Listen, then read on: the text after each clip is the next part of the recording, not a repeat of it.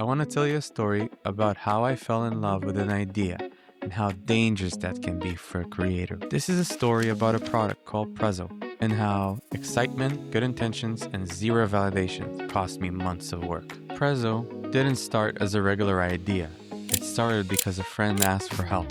He's a musician and he told me he's been struggling with pre-save and release pages. Most third-party tools cost money and musicians already spent money on distribution and production anyway. So I took the challenge and said, alright, I'll build it for you. At that moment, I wasn't thinking about markets and pricing. I was just trying to be a good friend. And that's exactly where the problem started.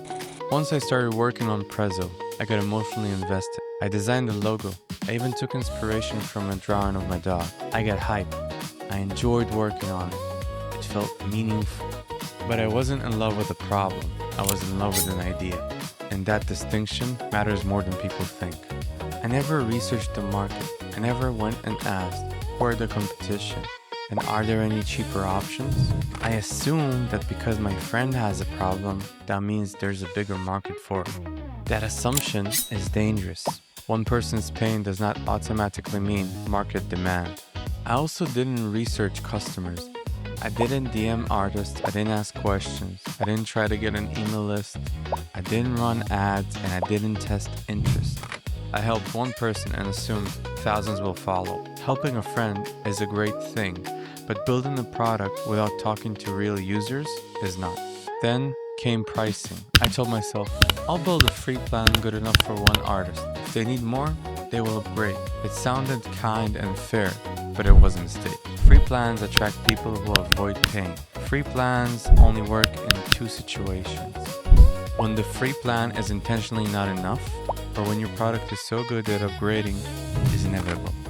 Prezo was neither. A better approach is a free trial, especially with a credit card. Not to charge people unfairly, but to prevent infinite account abuse. If someone really needs your product, they'll pay, and that sets the real value of your product. Prezo taught me something important. From that point, every idea goes through a template before I touch code. I have to answer, what is the real problem? Who is the real customer? How painful is the problem? How do people solve it today? How to get an email list and validation from customers in an early stage. If I can't answer these questions, I don't build anything, no matter how excited I really am. Don't get me wrong, ideas are amazing and you should definitely pursue them. But if you want to take a product to the next level, you can't just fall in love with ideas without backing it up with research and facts. So instead, fall in love with ideas, fall in love with problems, and build tools that are actually missing in the market. Everything else is just an expensive hobby.